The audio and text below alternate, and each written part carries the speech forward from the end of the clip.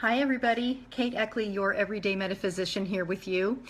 And I just recorded a really great recording for you, but it didn't record. I hate technology sometimes. Anyway, so we will try again, and hopefully I will remember all the great things I said because it was one of my better recordings, I think. Anyway,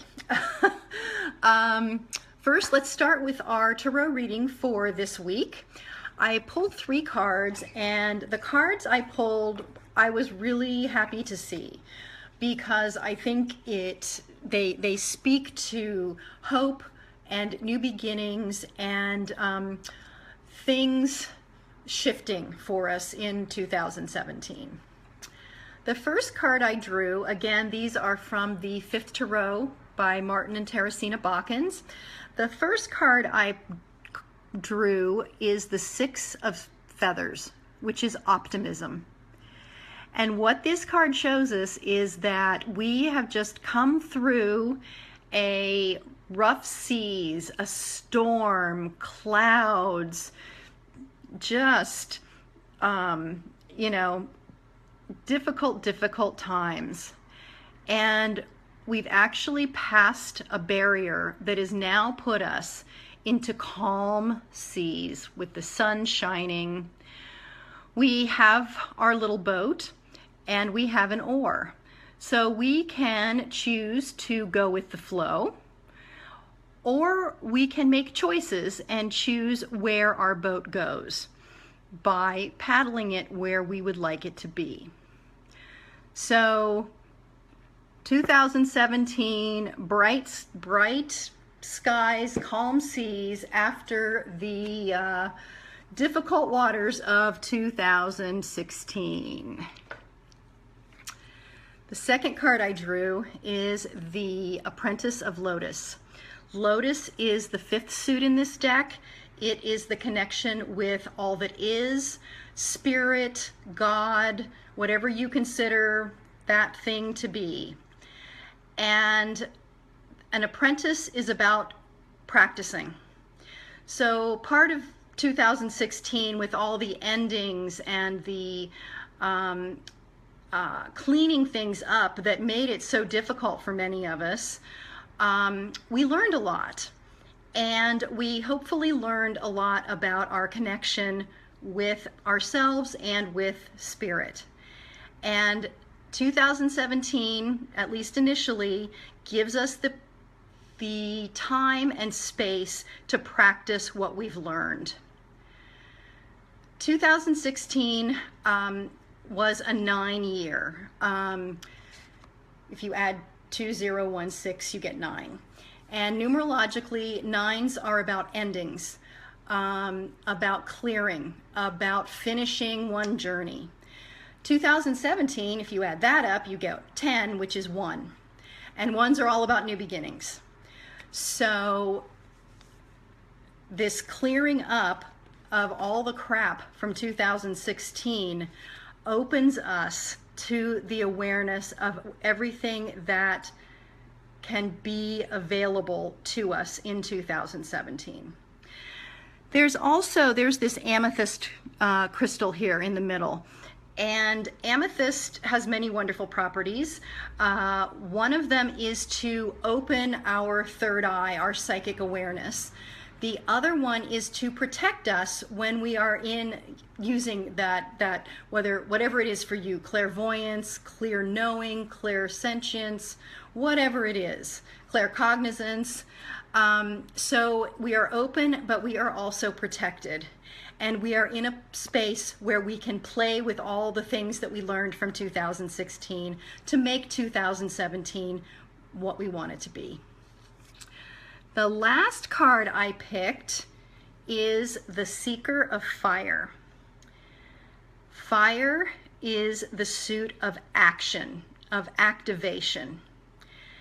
And what this card tells me is that 2017 is a time for us to do the things that we want to do. Again, because of a lot of the difficulties that a lot of people had in 2016, maybe we didn't do some things we wanted to do or weren't able to do them because of circumstances or situations. 2017 is a year to get things done.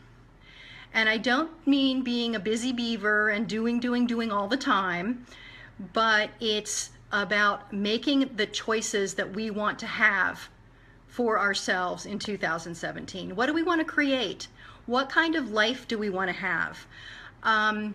What things do we want to bring into our lives? What do we want to not have in our lives any longer? It's a time of action, and it's a time of activation and change. You'll also see in this card that other way, we have the water down here, the ocean. And as I'm sure we all know, fire is a wonderful thing. It cooks our food and heats our houses and does all that stuff. But out of control, fire burns acres and acres of land. So there needs to be a little bit of a tempering effect when we're working with fire. We want to use exactly the right amount that we need at any particular time to do what we want to do, to shift what we want to shift. But we also want to be aware that going too far, too fast, too assertively, whatever it is, with that fire, we'll end up getting burned. So it's also the reminder that as we are taking action, to be aware that sometimes action needs to take a slower pace or happen perhaps in a different time than we want it to. All of this brings me to something that I teased to you last week. I have developed a new program for the beginning of 2017. It's called the New Beginnings New Year VIP Day. And what this is a 4-hour one-on-one time with me. During that time, I will lead you through a guided meditation where you can set your powerful intentions for 2017. You will meet your spirit guide or spirit animal for 2017 who will be there to help you along the way. We'll pull a tarot card for the year and also for each month to kind of give you an overview of what might be coming or the way the year is going to unfold or the feel of each month so that you're prepared for kind of the environment that you're going to be working within. We'll pick a word of the year, and what else? And then, inevitably, when we're striving towards something or working towards something, we get off track and we end up over in the weeds and we're like, how the heck did I get here and how do I get back? I will teach you tools how to do that. It happens to all of us. It happens probably more frequently than some of us would like, but there you go. But you can get back. You can get yourself back on track fairly easily. You might have noticed that I use the word intentions instead of resolution or goal. And that's a conscious choice that I made. For me, goals and resolutions are finite things. They are what they are, and we either achieve them or we don't. And if we don't achieve them, which happens with more resolutions than not, we get to feel like a failure or, oh, I'm so lazy, or any of those other things. With intentions, we are setting what we want to create, what we want to have happen. But as part of going with the flow, we can shift that intention or remold it as we get more information, as we have more opportunities come into our lives, as we look at all kinds of different choices and opportunities that are available to us.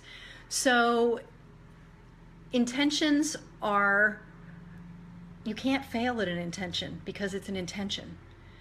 Don't get me wrong, intentions are super powerful. and used the right way, with the right tools, are actually way more motivating in my experience than having a goal or a resolution. So I'll just leave you with that thought. I have my first client doing this program with me this afternoon, and I'm really, really excited. I did it for myself a couple days ago, and it's a wonderful, wonderful way to spend an afternoon. I will put the link to the more information about the program and where you can sign up for it in the comments below. I hope you have a wonderful, wonderful week, a wonderful New Year's Eve, wonderful New Year's Day, and I hope that you find some time to use this week as a little bit of a closing for 2016 and a beginning of setting the stage for 2017. Bye everybody, I'll see you later.